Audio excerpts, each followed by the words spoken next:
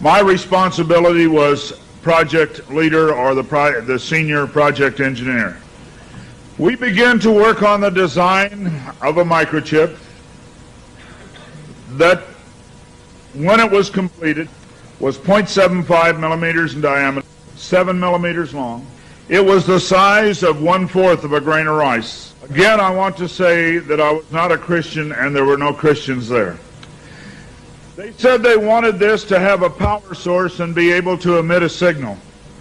And they told us they wanted us to use lithium as a battery source. Lithium's used in watch batteries, it's used in heart pacemaker batteries, it's used in a lot of places. I designed into this microchip a little charging circuit that would charge that battery.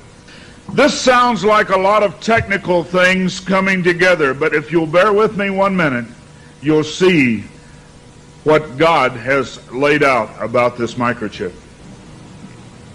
When we discovered that we needed to be able to charge that battery, I needed a temperature change, a change in temperature to cause current to flow through that little charging circuit that would charge the battery. So we began to investigate and find out where in the body does the temperature change the most rapidly. We spent over $1 million in taxpayer money, and when the results came back, there was a lot of information. We divided it up amongst 3 teams and then came back together with that information.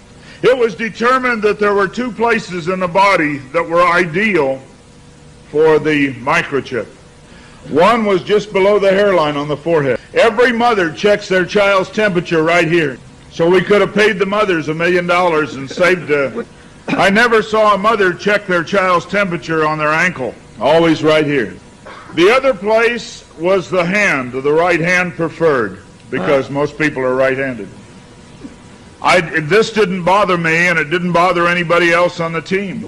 The hand seemed a good place. Nobody wanted it here. And so the design work, everything was completed. The microchip was done. You're seeing it now on some of the Discovery Channel presentations. There are people who have received it already. It is real. It's not something that's coming way down the road. They gave me a Bible. They told me not to read the book of Revelation. They said the book of Revelation is too hard to understand. So I waited, and I didn't read the book of Revelation for quite some time. Then one day I came to Revelation 13, verse 16.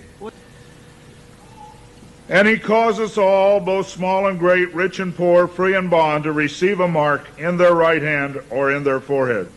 I didn't like what I saw. I went back and looked up the word mark. I went to the Strong's Concordance, and I found that John had used 3 words for the word mark. Charagma, charicature, and charax. That was from the Greek. I looked at those words. They talked about a scratch or an etching. They talked about a lot of things. And I said, God, this isn't it. We didn't do it. He said, go to the word for 666. The word is chixastigma. In the Greek, it says to go to 4742 as a cross. The last half of the word chixastigma.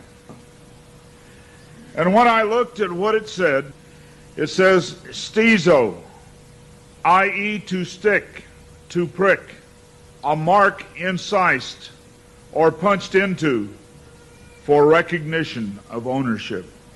I thought about the little injection tool. The end of it is called an incisor. I began to weep and I began to cry, and I said, oh God, what have we done?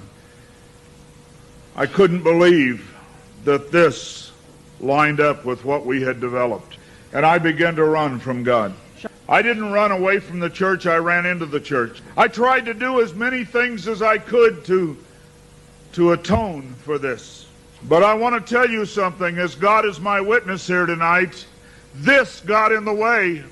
Money got in the way. I had beautiful homes overlooking the lake. I had all the things that I wanted. And I ran because of the money. My ability to go and get $250,000 in research money took me away from telling the message. I ran for many years. What I want to tell you is that this is real. The microchip implant is real. Credit cards are failing. They can be counterfeited. The new smart card can be counterfeited. They can be stolen. They can be lost. All kinds of things can happen to a card. But you cannot lose your hand. Very quickly they're going to move to this being in the hand. And I tell you, as a Christian, you cannot take this. No matter what anybody says, God's Word says you cannot take it. No matter what they try to talk you into, God's Word says don't take it. In Revelation 14, verse 9, and the third angel followed them, saying with a loud voice, if any man worship the beast in his image, and receive his mark in his forehead or in his hand, the same shall drink of the wine of the wrath of God, which is poured out without mixture into the cup of his indignation, and he shall be tormented with fire and brimstone in the presence of the holy angels and in the presence of the Lamb. And the smoke of their torment ascendeth up forever and ever, and they have no rest day nor night, who worship the beast in his image, and whosoever receiveth the mark of his name. Here is the patience of the saints. Here are they that keep the commandments of God and the faith of Jesus.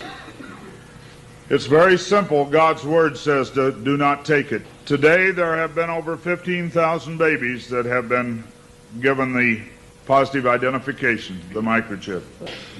Many companies are using the microchip as identification in their top-level employees. The Immigration Naturalization Service has a better passport, the human hand. So many of these things are all around us. We talk about the signs of the New World Order. God has spelled out in His Word just exactly what's going on today in the New World Order. Satan desires to have a one-world government.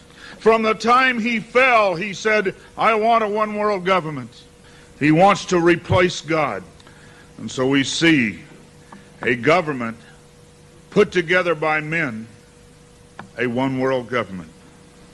The signs of the times are all around us.